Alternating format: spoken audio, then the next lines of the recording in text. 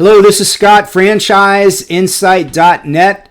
Hope everybody's having a great day. I am going to try to efficiently get through this topic. When I tell you the topic, don't just go, I'm not listening to that crap. Hang in there with me. I'm going to make a couple really good points, especially the last point, so you got to stay till the end to hear that. If you are watching this on Facebook or LinkedIn, jump over to YouTube, subscribe, and you can get outstanding daily content. So, today's topic. Do you know yourself? You're getting ready to make this big investment in a business or franchise. Do you really know who you are? Do you know what makes you tick? Do you know the drivers in your life that help you excel professionally? Okay, you probably do. But the recommendation is that you look at taking an assessment test, a work style assessment or a personality profile style assessment. That's where I know you're going to tune out. Go, I've taken that, I don't believe in that, or I know everything I need to know about that. So I'm going to make my points. I'm going to talk about the DISC test. You've probably taken one. If you have not, a real quick overview. You have a D, an I, an S, and a C. You take a test like this, and you fall strongly, in most cases, into one of those categorizations.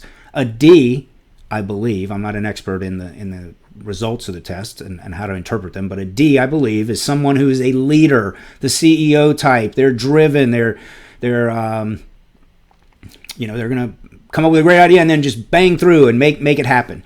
The other ones, the S and the C, have other qualities that aren't bad. It's not one's better than the other. It just tells who you are. So the reason I recommend this is if you take a test like this and you go online, you'll probably get a great little summary that says, hey, you're a high D, a high C as a second characteristic. But within the D and the I and all in the categories there, the alphas, there are dozens of subcategories. So the recommendation is that you visit with someone that can not only implement the test, but then help you with interpreting the results. So why is that important?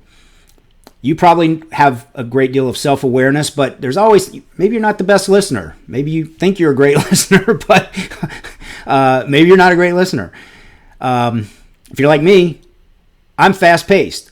I like information provided to me in bullet points, quickly, and then I can move on. I like to get about 80% of it so that I can then take the other 20% and learn how to do things, and then it kind of cements in my mind. That's the way I learn.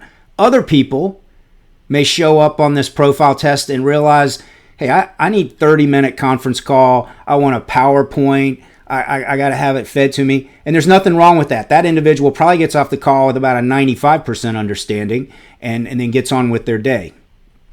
But I operate the way I do because I learn better. So not that one's better, worse than the other. It is what it is. So I recommend the test primarily.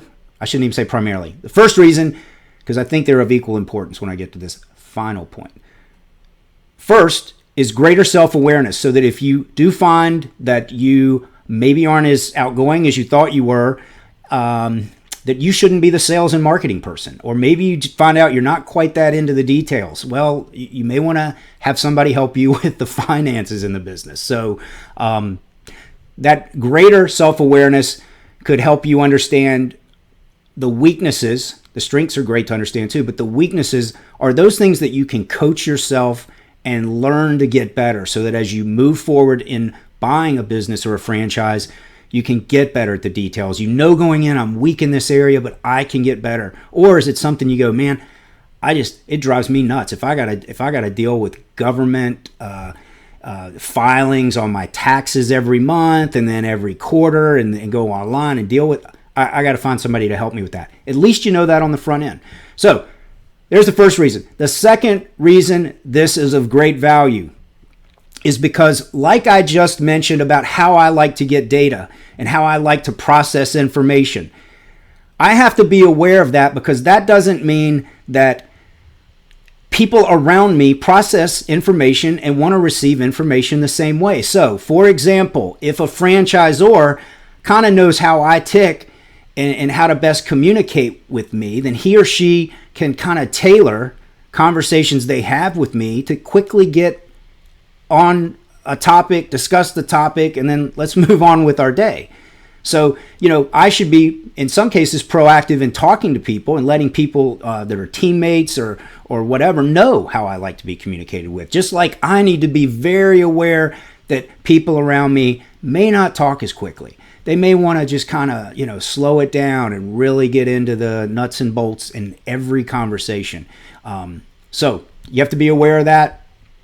And the reason for that is there's several. I gave you the example with me talking to a franchisor, how we can better and more effectively communicate. The other example is you don't want to miss out on a great employee just because they aren't as fast-paced, or maybe they're more fast-paced and you're a little slower. You don't want to lose out on a great employee by not just having this awareness that everybody kind of is a little bit different. They process information. They like to bring in information differently. And then probably even more important is on the customer side. You have to realize as you're talking to a customer, if you're selling roofing and you're fast-paced, you may not just be able to go through the bullet points and do the pitch and then, hey, let's get this thing started. You may be talking to somebody, they want to see the brochure.